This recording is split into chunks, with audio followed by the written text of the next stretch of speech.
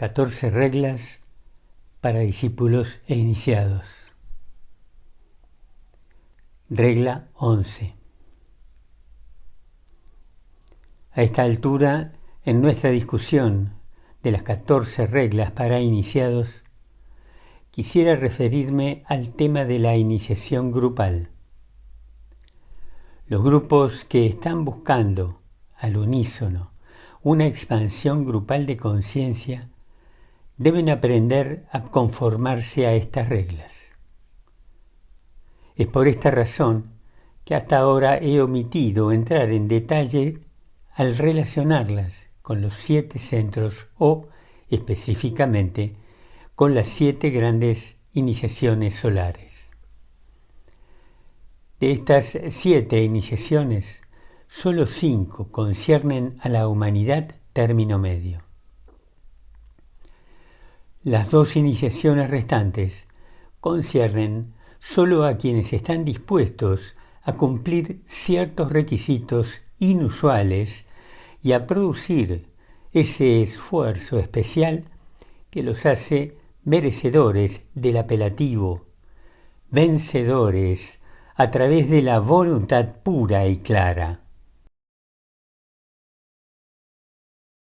La iniciación grupal no es ningún logro fácil, en particular porque es prácticamente un experimento no probado y constituye esencialmente un esfuerzo precursor. Que tal desarrollo era inevitable si el crecimiento evolutivo de la humanidad resultaba satisfactorio de alguna manera, fue tempranamente conciencializado por la jerarquía. Sin embargo, ha llevado milenios para que ello pareciera, como esfuerzo hipotético, posible de alguna manera, y hasta ahora se han intentado solo experimentos tentativos. El primer objetivo de estos experimentos, sucediendo silenciosamente en varios lugares por todo el mundo, es ver si un grupo de discípulos pueden trabajar juntos de manera tal que pueda observarse por parte de los maestros que una fusión interna está teniendo lugar. Los resultados, hasta el momento, no han sido alentadores. En primer lugar, ha sido difícil hallar discípulos que estén aproximadamente en la misma etapa de evolución, cuyos rayos estén fulgurando adecuadamente y que puedan evidenciar alguna cualidad o algún tema controlante, si puedo usar tal frase, que compartan al unísono y que bastaría para mantenerlos unidos y resultara lo suficientemente fuerte para contrarrestar las diferencias, preferencias y barreras de la personalidad. No ha sido posible hacer esto todavía. Grupo tras grupo ha sido probado y ensayado por diferentes maestros en diversas partes del mundo. Y hasta el momento, todos esos intentos han resultado fracasos. Sería de valor considerar brevemente qué involucra la iniciación grupal y hacerlo basado en los hechos y no sentimental y aspiracionalmente. Uno de los problemas que la jerarquía enfrenta en conexión con esto es la eliminación del sentimiento, esa curiosa, emocional reacción y relación que vincula a todos los miembros de un grupo en las cadenas de agrado o desagrado. Donde hay agrado, entonces se establece una relación demasiado fuerte de la personalidad en lo que concierne al bien del grupo. Se perturba el equilibrio grupal. Donde hay desagrado, la facultad interna de desaire opera constantemente y entonces ocurren clivajes. ¿No es cierto, hermanos míos, que vuestra relación mutua está frecuentemente sujeta al impacto de aprobación o de desaprobación? Cuando esa actitud existe, los primeros pasos hacia la fusión grupal están ausentes. Esto es lo que queremos decir por sentimiento, y esta reacción emocional debe desaparecer como etapa preliminar. Esta vez no me refiero a la impersonalidad. Para algunas personas la impersonalidad es simplemente un mecanismo para escapar de la responsabilidad. Para otros significa supresión e implica tan ardua labor que todo el tiempo del discípulo se dedica a lograr impersonalidad, garantizando así el no éxito. Eso por lo que tanto se esfuerzan y que asume indebido lugar en vuestro pensar, a su debido tiempo se convierte en una prisión y amerita posterior destrucción. Tal es la ley oculta. La impersonalidad es posible solo para el discípulo que sabe verdaderamente cómo amar, y para quien ve la vida y su fantasmagoría, incluyendo a todas las personas asociadas, en la luz de la tríada espiritual.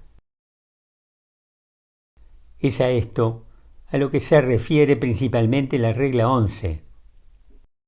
Y no será posible para ustedes comprender la significación de esta regla a menos que haya una medida de claridad en vuestras mentes respecto a las verdaderas relaciones grupales. Tales relaciones no están basadas en personalidad o impersonalidad, o en agrado o desagrado, o en crítica o no crítica, sino en una real comprensión de divina indiferencia, desapego espiritual y amor profundo, persistente e inmutable. A muchos aspirantes serios, la yuxtaposición de estas frases les parecerá paradójica, pero una comprensión de las paradojas ocultas tiende a la liberación. En la comprensión de estas actitudes básicas reside la primera lección del aspirante a participar en iniciación grupal. El segundo punto que tiene que captar el grupo que así se esfuerza es la necesidad de utilizar la fuerza de destrucción. Un grupo se reúne bajo ley kármica, necesidad arrámica y dirección del alma. Inmediatamente se les presenta a los maestros observadores una oportunidad para el muy definido entrenamiento de algunos aspirantes bien dispuestos, pero también un igualmente definido punto de tensión, indicando real dificultad. Poco hay, en realidad, para vincular a estas personas, excepto inclinación, una aspiración conjunta y una meta vista y sostenida al unísono. La característica sobresaliente de un grupo así es egoísmo espiritual. Esta declaración puede sorprenderlos hasta haber sometido a íntimo escrutinio a vuestro propio corazón, y entonces me aventuro a predecir que descubrirán que no es amor divino a la humanidad lo que les ha permitido hallar vuestro camino hacia el grupo externo de alguna rama, sino deseo de desarrollo, de logro y de liberación. El primer paso, por lo tanto, es reconocer esto, y de ahí el mandato tan frecuentemente incomprendido: matar el deseo. Esta tiene que ser la primera actividad destructora del discípulo. No es lo que el discípulo busca, quiere o desea lo que debería condicionarlo e impulsarlo hacia lo que podríamos llamar aquiescencia arrámica, sino el omniimpelente móvil de la necesidad del mundo. De esta manera, el discípulo comienza a deshacerse del deseo mediante un proceso de atrición. No lucha positivamente contra el deseo con vistas a su eliminación. No busca transmutarlo, como debe hacerlo el discípulo en probación, sino que deja de darle cualquier reconocimiento. No logra aportarle el necesario estímulo de la atención, pues, como siempre, la energía sigue al pensamiento.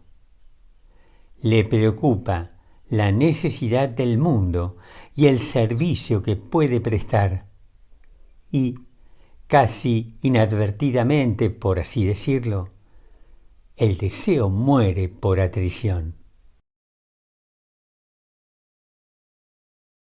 Será evidente para ustedes, por lo tanto, que llevará tiempo para que todos los miembros de un grupo logren la destrucción del deseo individual, y que hasta no haberse obtenido alguna medida de este unido proceso liberador, el grupo no puede avanzar como una unidad por el camino de iniciación. El siguiente paso es la destrucción de los lazos que vinculan a las personalidades de los miembros del grupo. Los lazos deben romperse, y la relación entre los miembros del grupo debe ser en base a la actividad del alma, promesa conjunta al maestro de la rama, y un servicio unido otorgado a la humanidad. Llega a un punto de libertad en la relación grupal que se demostrará en alguna actividad definidamente planificada y unida, llevada adelante en el mundo externo, pero enriqueciendo la vida de la rama. Hasta no alcanzarse esta etapa, la actividad del grupo corresponde a la del discípulo en probación y no a la del discípulo prometido. El trabajo grupal, espontáneamente emergente, engendrado por la conciencia grupal y fusionando a todo el grupo de discípulos en un punto de tensión en servicio, es la primera indicación de que el grupo está listo para mayor enseñanza, para una intensificación de su potencia grupal y para una relación más estrecha con el maestro.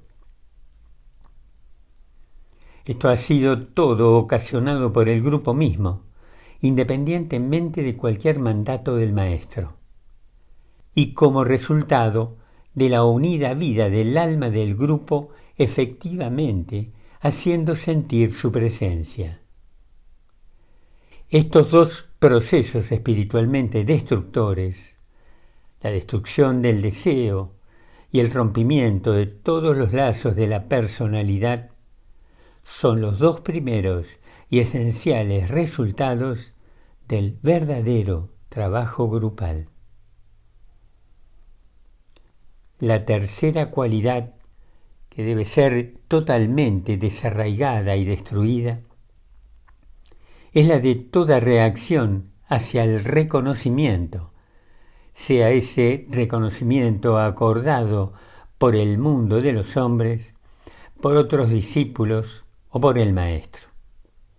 La capacidad de trabajar sin ninguna señal de reconocimiento, de ver a otros reclamar la recompensa de la acción tomada, o incluso no percatarse de que los resultados del bien iniciado por el discípulo individual o su grupo son reclamados por otros, son las marcas distintivas del trabajador jerárquico.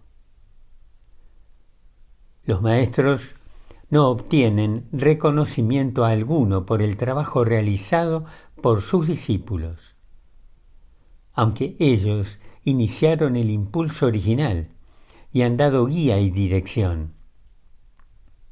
El discípulo lleva a cabo el plan, carga con la responsabilidad, paga el precio, ya sea bueno o malo, o los resultados kármicos de la actividad instituida, y es quien obtiene el reconocimiento de la multitud. Pero, hasta que el discípulo no busque ningún reconocimiento, hasta que deje de pensar en términos de resultados y sea inconsciente de la reacción del mundo a su trabajo como discípulo individual, todavía tiene mucho por andar para obtener las iniciaciones superiores. Todo el problema se vuelve cada vez más difícil cuando todo un grupo arrámico está involucrado, pues que el mundo al que se sirve reconozca el servicio grupal parece poco pedir.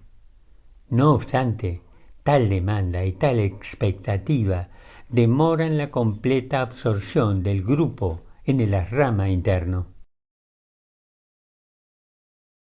Sin embargo, estos no son objetivos imposibles, o yo no perdería el tiempo de ustedes ni el mío delineándolos. El grupo puede estar a la altura de la necesidad oculta si unidamente reconocen el alcance del esfuerzo y unidamente se esfuerzan por la completa absorción en el servicio, una absorción tan profunda que excluya todo otro reconocimiento, particularmente aquellos de una índole personal. Volvemos, por lo tanto, como sucede continuamente, al hecho de que cuando un grupo puede llegar a un punto apropiado de tensión unida, las reacciones no esenciales desaparecen y las cualidades indeseables son automáticamente removidas. Estos tres tipos de trabajo en las líneas de destrucción merecen vuestra cuidadosa consideración y, debido a que están en la línea del aspecto destructor, será evidente para ustedes que el método empleado es el de la utilización de la voluntad grupal. Será igualmente evidente que la voluntad grupal solo puede hacer su aparición bajo la ley de continuidad oculta, cuando y si el grupo está funcionando inteligentemente y demostrando amor adecuadamente. Llegamos ahora al tercer factor que involucra la iniciación grupal. Esto es diversidad en unidad, conscientemente reconocida y utilizada. Un grupo no está compuesto por discípulos que en su totalidad estén siendo preparados para la misma iniciación. Para los miembros del grupo, con frecuencia, estas son palabras duras de aceptar. La significación de mi declaración anterior de que un grupo está compuesto por hombres y mujeres que están todos en el mismo punto en la evolución, es una generalización y simplemente significa que todos ellos han alcanzado el punto donde están prometidos e inalterablemente comprometidos con el trabajo de las ramas, bajo algún maestro en particular. No obstante, el trabajo requiere una diversidad de cualidad y de potencias para ser efectivo en manifestación sobre el plano externo. Necesita de quienes están en estrecho contacto con el maestro y son por lo tanto iniciados de una cierta categoría, y necesita también de quienes tienen facilidad de relación con el rama interno y son por lo tanto discípulos senior, aunque no necesariamente iniciados elevados. Necesita también de quienes no están tan avanzados sobre el sendero del discipulado porque tienen o pueden establecer una estrecha conexión con la humanidad común y corriente en la vida de cada día. Un grupo de discípulos como este es en consecuencia una jerarquía en miniatura, y una jerarquía existe en sus varios grados a fin de permitir un amplio campo de relaciones efectivas. Reflexionen sobre esta declaración. Pueden ver ahora por qué hay necesidad de eliminar las reacciones de la personalidad, pues sólo así pueden los grupos funcionar como una unidad coordinada con los diversos miembros, reconociendo el estatus de cada uno y sin embargo no movidos a envidia o menosprecio a causa de eso. El trabajo entonces es llevado adelante en base a inspiración, coordinación y aplicación práctica. Los miembros senior del grupo y aquellos con el más avanzado estatus, cualquiera sea, proporcionan el incentivo del plan a medida que lo reciben del maestro. Los más experimentados entre los discípulos luego coordinan el plan dentro del grupo, relacionándolo con el rama e indicando su acercamiento al mundo de los hombres. Los neófitos, prometidos y dedicados, aunque todavía sin experiencia, llevan a cabo el plan sobre el plano físico. Esto implica, como pueden ver, coordinación pareja y efectiva, una adecuada atención al cuadro general y una aplicación de los detalles del trabajo a la necesidad inmediata. Es una dura tarea para un grupo de discípulos intensamente individualistas, y todos los discípulos son individuales, comenzar a dar los primeros pasos hacia estas actitudes y hacia las relaciones que distinguen a la jerarquía como un todo.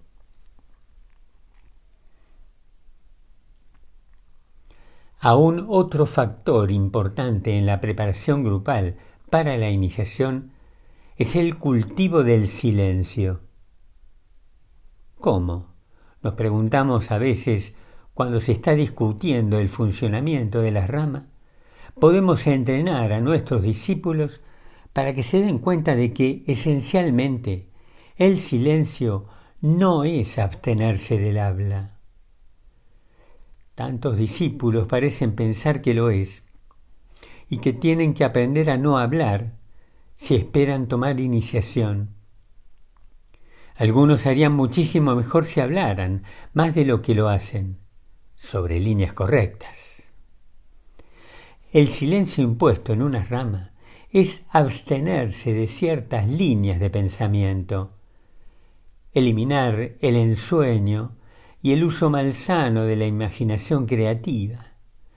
Por consiguiente, el habla se controla desde su fuente, porque el habla es el resultado de ciertas fuentes internas de ideas, de pensamiento y de imaginación. Es la precipitación a un cierto punto de saturación, si así pudiera expresarlo, de reservas internas que se desbordan al plano físico. La retención del habla y la supresión de palabras, si son el resultado de una conciencialización de que lo que se ha de decir es erróneo o indeseable, o insensato, o un derroche de energía, simplemente aumentará la acumulación interna y finalmente conducirá a un despliegue de palabras todavía más violento en fecha posterior. También puede ocasionar serias y desastrosas condiciones dentro del cuerpo astral del discípulo. Ha de cultivarse el silencio del pensamiento y, hermanos míos, no quiero decir silencioso pensar. Quiero decir que se niega la entrada a ciertas líneas de pensamiento. Se erradican ciertos hábitos del pensar y no se desarrollan ciertos acercamientos a las ideas. Esto se hace mediante un proceso de sustitución y no mediante un violento proceso de supresión. El iniciado aprende a mantener su mecanismo de pensamiento en una cierta condición efectiva. Sus pensamientos no se entremezclan el uno con el otro, sino que están contenidos, si puedo expresarlo gráficamente así, en compartimentos separados o cuidadosamente archivados para referencia y uso futuro. Hay ciertas capas de pensamiento, de nuevo, hablando simbólicamente, que son mantenidas dentro de la rama mismo y nunca se les permite entrar en la mente del discípulo o del iniciado cuando no está trabajando conscientemente en la rama. Otras están relacionadas con el grupo y su trabajo y se les concede libre juego dentro del círculo no se pasa grupal. Aún otras son de una índole más mundana y rigen la vida y relaciones cotidianas del discípulo con personalidades y con los asuntos del vivir civilizado y los acontecimientos del plano físico. Estas son solo indicaciones de lo que quiero decir, pero bastarán para mostrar, si meditan debidamente, un poco de lo que se significa por el silencio del iniciado. Dentro de los niveles de contacto permitidos, el habla es libre y sin trabas. Fuera de esos niveles, no se da indicación alguna de que las otras esferas de actividad del pensamiento, con su lenguaje condicionante, siquiera existan. Tal es el silencio del discípulo iniciado. Por lo tanto, hemos considerado breve, pero sugestivamente, 4 cualidades que un grupo, preparándose para la iniciación, necesita desarrollar, considerar y unidamente lograr. Son: 1. El logro de una interrelación grupal no sentimental. 2. Aprender cómo usar las fuerzas de destrucción constructivamente. 3. Obtener el poder para trabajar como una jerarquía en miniatura y, como un grupo, ejemplificar unidad en diversidad. 4. Cultivar la potencia del silencio oculto. Después de estas observaciones preliminares, consideraremos ahora la siguiente regla. Regla 11. que el grupo en conjunto traslade el fuego dentro de la joya en el loto a la tríada y que encuentren la palabra que llevará a cabo esa tarea. Que destruyan mediante su voluntad dinámica eso que ha sido creado en el punto medio. Cuando el punto de tensión sea alcanzado por los hermanos en el cuarto gran ciclo del logro, entonces será este trabajo realizado.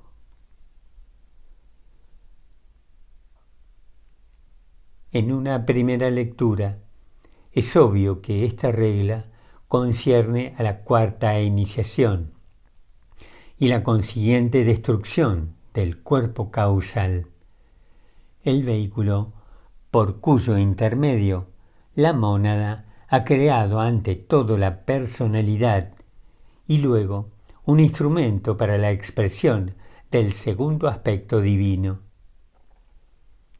Por lo tanto, estamos tratando una de las iniciaciones mayores.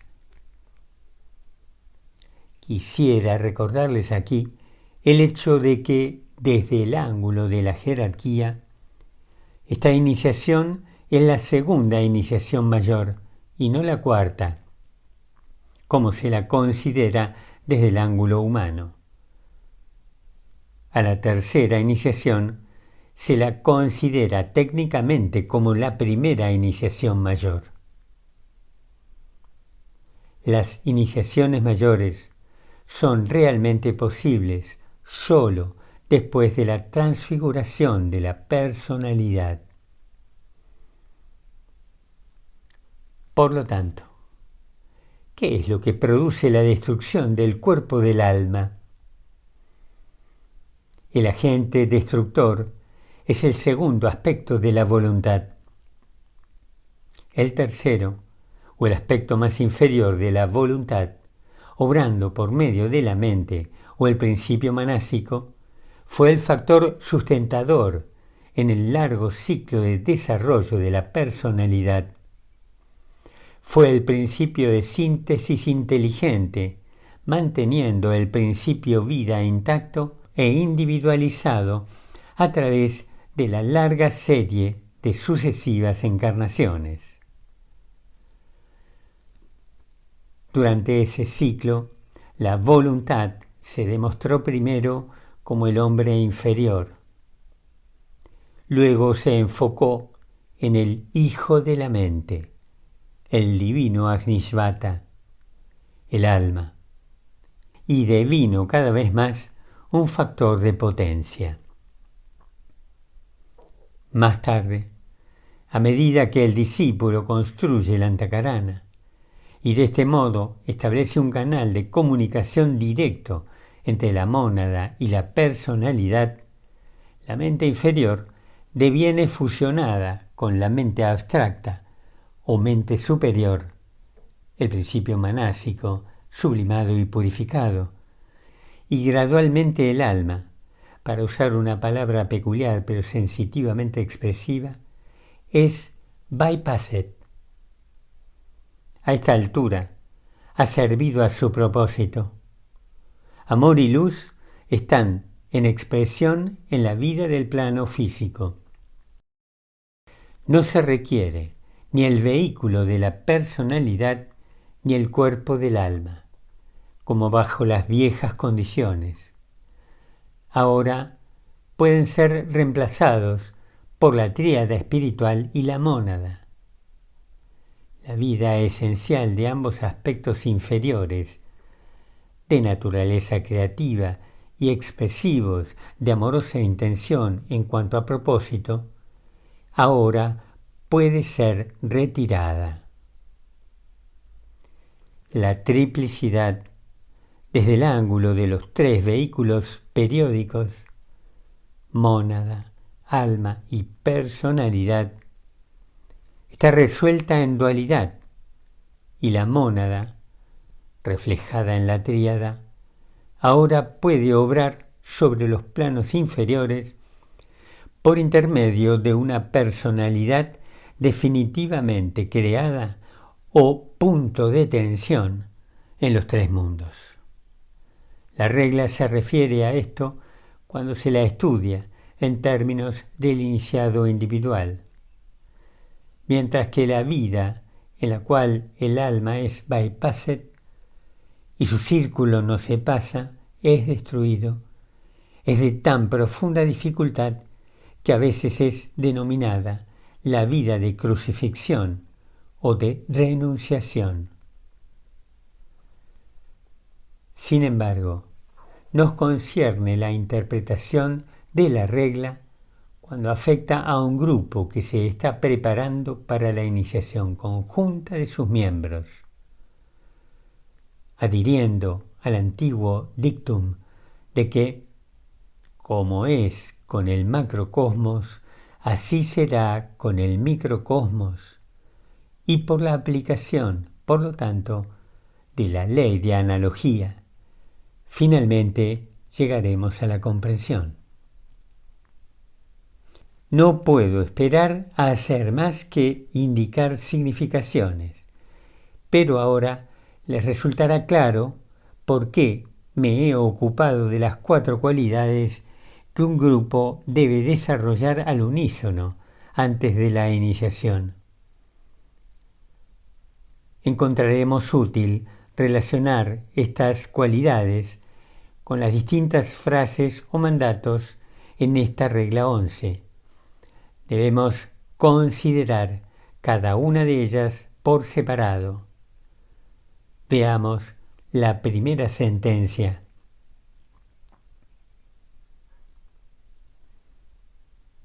Que el grupo en conjunto traslade el fuego dentro de la joya en el loto a la tríada. Primero, permítanme recordarles que fuego siempre connota el primer aspecto, y este, como saben, es el aspecto vida. A esto permítanme añadir el hecho bien conocido de que nuestro Dios es un fuego consumidor, y recordarles que el primer aspecto es el aspecto destructor. Ustedes han establecido inmediatamente una relación entre las 2 primeras cualidades que hemos estado tratando y el trabajo de la crucifixión como una expresión simbólica de la 4ª iniciación.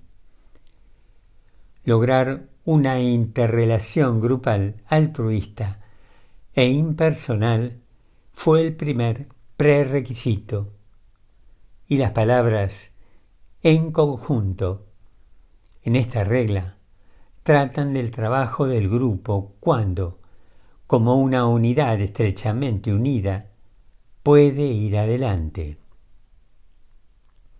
Esta transferencia de la vida o del fuego ha de ser el resultado de la acción unida, emprendida por el grupo cuando se ha conseguido plena unidad interior.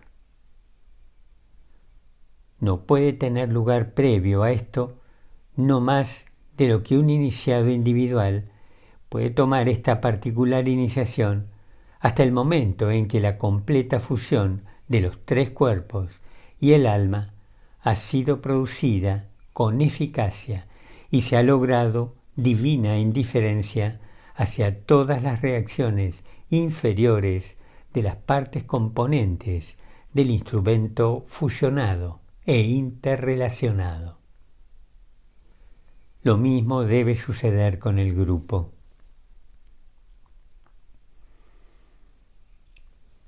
La vida grupal debe expresarse sobre el plano físico y en formación grupal. Poseerá un sensitivo aparato sensorio correspondiente al cuerpo astral, y la mente grupal estará bien organizada y funcionando rítmicamente. De este modo, la personalidad del grupo estará activa, pero divinamente activa, para cuando se alcance esta etapa particular. El alma grupal también estará en pleno florecimiento como una expresión de la rama interno. Y en el corazón mismo de la vida grupal, velado y oculto por la expresión de su personalidad externa y por su vibrante alma amorosa, estará un punto de viviente fuego o vida que, a su debido tiempo y bajo condiciones correctas, debe ser transferido a la rama interno, que se encuentra en niveles triadales. Esto puede significar o no la destrucción del cuerpo causal grupal y el establecimiento de una línea directa de relación entre la rama, propiamente dicho, y un grupo de discípulos. Indudablemente significará, durante las etapas preliminares a ese deseable logro, un definido cambio de enfoque y el gradual establecimiento de un punto de tensión sobre niveles superiores lentamente conciencializados, llevado adelante hasta que la transferencia se completa. Durante todo el tiempo en que esto está teniendo lugar, el fuego en el corazón de la vida grupal está deviniendo más y más vital, y en consecuencia más y más espiritualmente destructivo. Ahora puede verse en actividad la segunda cualidad que consideramos: el uso constructivo planificado de las fuerzas de destrucción. Estas fuerzas son a menudo responsables de los trastornos, los clivajes, las dispersiones y las fatalidades que tan frecuentemente son las características de la vida grupal en sus primeras etapas. El fuego está entonces obrando bajo el estímulo de la tríada espiritual, pero no está siendo conscientemente manipulado por el grupo mismo. El grupo se convierte esotéricamente en una tierra ardiente, y mucho tiempo se ahorraría y mucha angustia, dolor y sufrimientos innecesarios se eliminarían si los miembros del grupo se conciencializaran de lo que les estuvo sucediendo y simplemente se mantuvieran firmes hasta el momento en que la purificación, como por el fuego, haya sido completada y el principio vida en el corazón grupal pueda fulgurar tanto con brillo como con radiancia. Esta cualidad de paciente resistencia es la que tan urgentemente necesitan los miembros de un grupo siendo preparado para la iniciación. Sin embargo, una vez captado el propósito subyacente en todos los eventos angustiantes y el personal discontinuado, puede hacerse rápido progreso, nuevamente por la simple práctica de la divina indiferencia. Esta divina indiferencia fue la cualidad más destacada del Maestro en la cruz en el Calvario. Las 7 palabras desde la cruz concernían a otros, a su misión, a la necesidad del mundo y a la relación con el Padre o con la mónada. Pero los discípulos y aspirantes están tan intensamente absortos en sí mismos, en su efecto sobre otros, en sus resistencias y su dolor, o en la crítica a sus hermanos o a sí mismos. La meta y el principal objetivo no está adecuadamente enfatizado en la conciencia de ellos.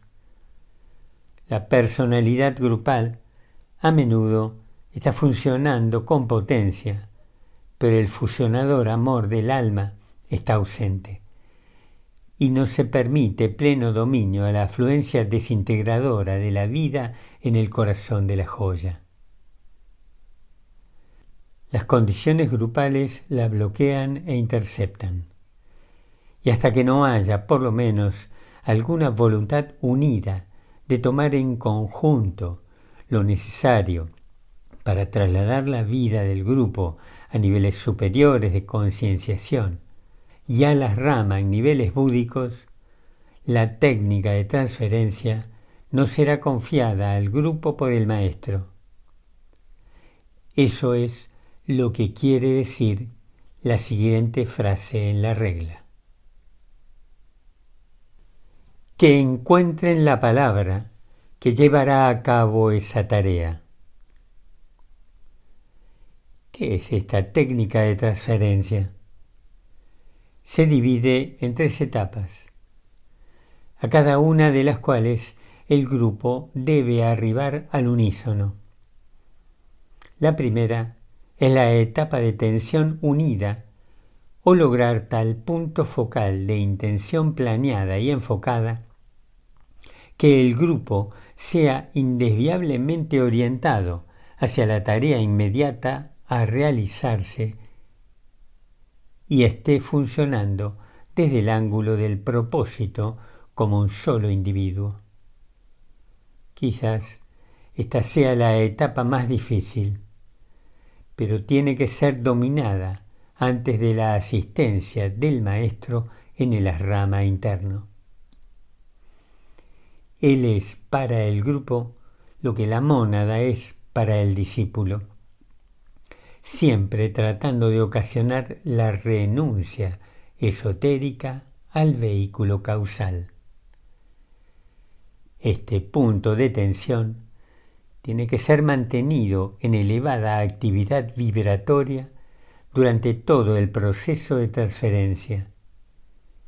Les recordaría que la característica más destacada de Jesús de Nazaret a lo largo de todo el período previo a la crucifixión fue de completo silencio. Aquí es donde aparece la eficacia de la cuarta cualidad que he mencionado. El grupo, en esta etapa, está tan absorto en la tarea por delante y tan consciente de la necesidad de preservar una tensión unida y uniforme, que el silencio del lugar secreto se fija en él y el trabajo puede entonces proseguir a prisa. Cuando este punto ha sido alcanzado, entonces la tercera cualidad se manifiesta con poder para trabajar como una jerarquía en miniatura. Y esto se vuelve cada vez más evidente. Ahora llega el resultado de todas estas etapas preliminares y llega espontánea y automáticamente. Quisiera enfatizar que el grupo no espera en expectativa de que se le dé una palabra. No busca ni se esfuerza por descubrir una palabra. No toma alguna palabra como pueda sugerirla a un discípulo servicial y luego procede a empoderarla. La palabra es el resultado del punto de tensión. Surge del silencio y su primera expresión es simplemente el compás lentamente ascendente del sonido o nota grupal. Como saben, cada individuo y cada grupo de individuos tiene su propia nota o sonido peculiar, que es el agente creativo de la vida grupal enfocada. En este punto nuevamente tocamos la periferia de la venidera ciencia de invocación. Este sonido grupal, elevándose a medida que la tensión aumenta y se estabiliza, tiene efecto invocador y provoca respuesta finalmente de la rama interno, debido a su relación con el grupo externo. Cuando la respuesta del maestro es registrada en la conciencia grupal y su potencia es añadida a la potencia del grupo, el sonido emitido por el grupo cambia en cualidad, es amplificado y diversificado, es enriquecido y luego precipitado fuera del círculo, no se pasa de la vida grupal. Esta precipitación adquiere la forma de una palabra. Esta palabra, siendo el resultado de actividad, enfoque y tensión grupal, además de la ayuda del maestro, ocasiona 3 resultados. 1. Produce fusión entre el grupo externo y el rama interno. 2. Permite que la vida grupal sea transferida a lo largo de la antakarana grupal y la enfoca de una vez por todas en el rama del maestro. 3. El resultado de esta transferencia es doble. A. El grupo externo muere, ocultamente hablando. B. El alma del grupo, estando ahora fusionada con el aspecto vida en niveles superiores a esos en los que el cuerpo causal existe, ya no es de la mayor importancia.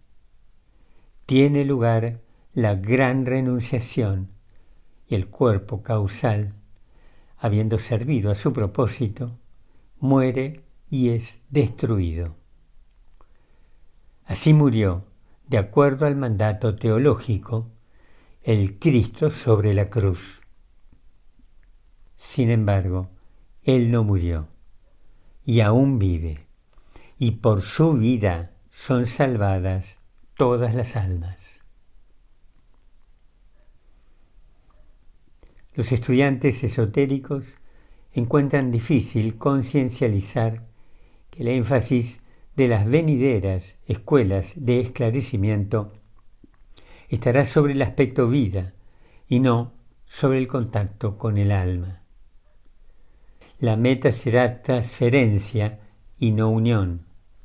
Aspirantes y discípulos hoy son mayormente el resultado del viejo orden de enseñanza y son la flor de los procesos a los que la humanidad ha estado sometida. Este es un periodo de transición vital. Discípulos y aspirantes en el mundo en este momento están, figuradamente hablando, en la misma etapa que el grupo que estamos considerando. La etapa de la transferencia de la vida desde la forma externa al ser interno. De ahí la dificultad que todos ustedes enfrentan y la ardua tarea que es comprender de manera realista lo que estoy tratando de transmitir. El problema del contacto del alma es algo que pueden captar y captan, por lo menos teóricamente. El problema de la transferencia de la vida desde el punto más elevado de realización presente a cierto enfoque espiritual vago y místico no es tan fácil de comprender.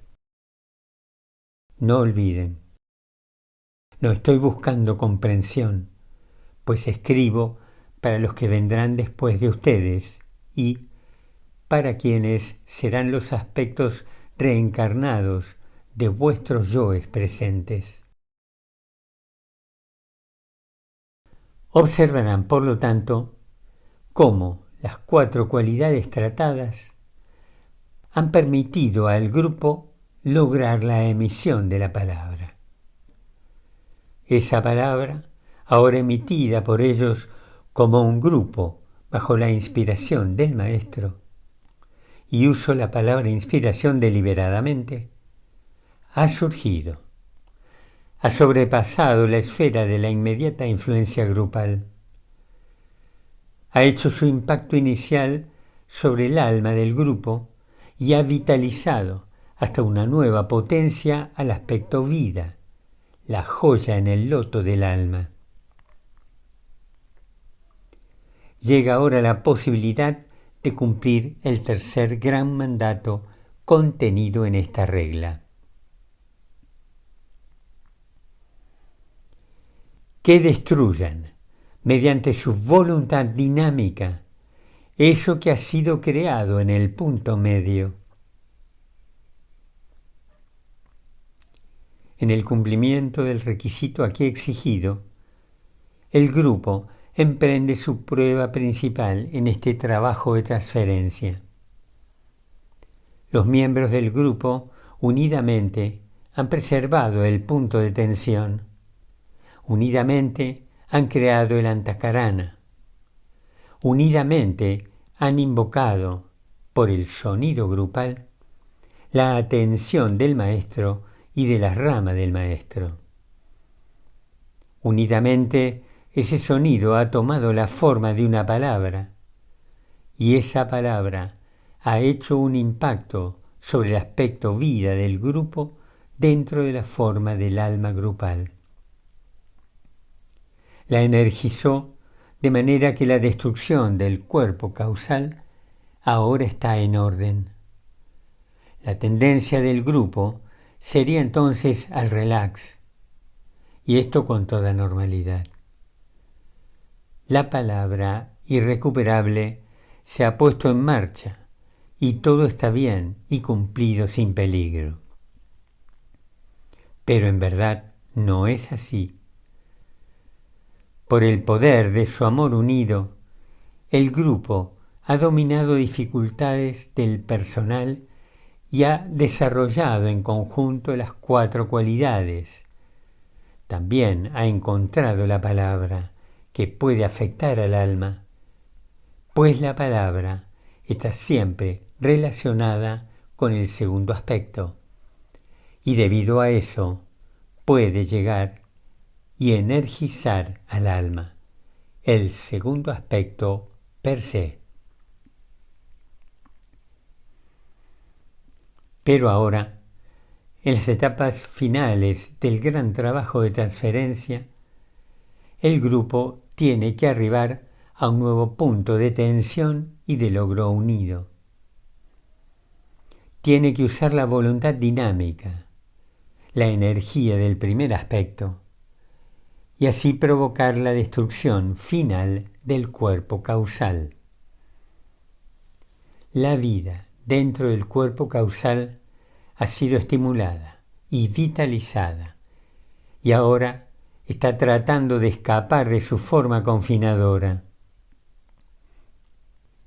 El vehículo del alma está siendo sometido a presión desde adentro, pero entonces, tanto en el caso del iniciado individual como del grupo iniciado, el golpe final tiene que ser asestado también desde afuera, por un acto de la voluntad unida.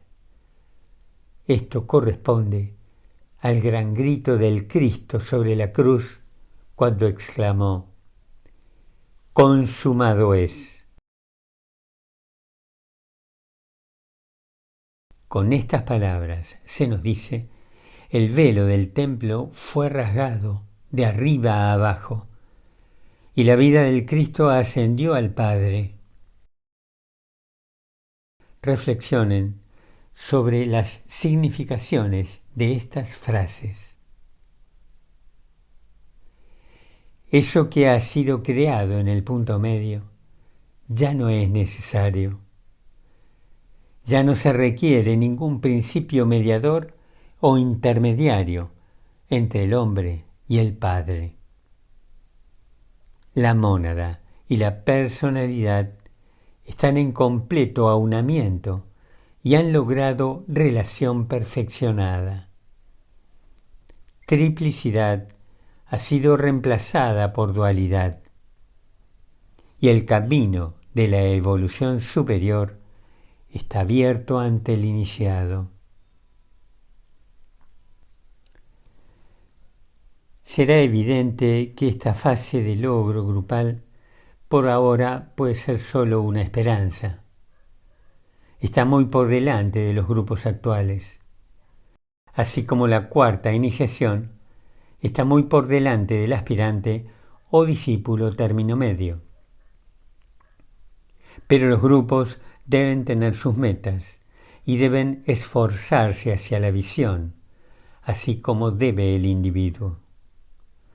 Estoy poniendo los cimientos para la fase de vivir grupal y esfuerzo unido, que será un aspecto tan distintivo de la era venidera. Hay otras 3 cosas importantes que procuro decir. Primero, se puede comprender con más facilidad el logro de la aptitud para utilizar la voluntad grupal dinámicamente, si se conciencializa que significa la extensión del punto de tensión hacia reinos que implican la superconciencia del discípulo.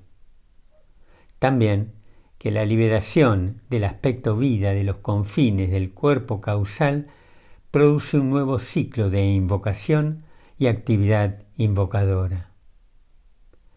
Esto da lugar a una afluencia del aspecto destructor de la voluntad divina y en consecuencia la completa destrucción del vehículo causal. En segundo lugar, no debe inferirse que todos en el grupo deben ser discípulos que están en proceso de tomar la cuarta iniciación. Un grupo puede estar compuesto por discípulos e iniciados de todos los grados, aunque debe haber entre el personal del grupo por lo menos un discípulo que haya tomado la iniciación de la crucifixión. Esta necesidad está simbolizada para nosotros en la estrecha relación que existía entre Jesús cuando tomó esta iniciación y el Cristo, quien la había tomado en una vida anterior. Cuanto más diversificado sea el grupo, más rica serán su vida y posibilidades. No olviden esto. Puedo darles una pista sobre este difícil tema. Cuando se han alcanzado los resultados del primer punto de tensión, previo al surgimiento de la palabra, los iniciados del cuarto grado dentro de las ramas prestan su ayuda y hacen mucho para posibilitar el logro de la meta por el grupo. En tercer lugar, quisiera que observen que les he dado mucho en una forma breve y he agregado mucha nueva información acerca de la cuarta iniciación. Lo que he dicho es aplicable tanto al aspirante individual como a un grupo en busca de iniciación. Lean con atención lo que he dicho. Pero recuerden que para ustedes aún no es posible diferenciar entre lo que es simbólico y lo que puede ser fáctico. De este modo, se guardan con cuidado los secretos de la iniciación. Con respecto a la comprensión y al logro, una sola regla simple se mantiene vigente. La gran renunciación deviene posible solo cuando la práctica de las pequeñas renunciaciones gobierna la vida de un discípulo y de un grupo. Renunciar a la ambición, a todas las ataduras de la personalidad y la renuncia a todo lo que dificulta el progreso a medida que es revelado al ojo del alma, siento una base sólida para la gran transferencia final, basada sobre la renuncia a todo eso que durante eones ha connotado belleza, verdad y bondad, y que ha parecido la meta última de todo esfuerzo aspiracional. El intento de ver eso que se extiende por delante y más allá de la aparente finalidad de la fusión del alma, en este momento está frente a los discípulos, entre ellos algunos de ustedes. Y mi sincero deseo es que todos ustedes puedan penetrar más allá del velo del alma y finalmente ver ese velo rasgarse de arriba a abajo, y así estar facultados para decir con aquellos de grado semejante: consumado es. Entonces se abrirá para ustedes, como para otros, el camino de la evolución superior, y la gloria del Señor será vista en una nueva luz, una luz que atenuará y arrojará a la sombra todas las metas y visiones previas.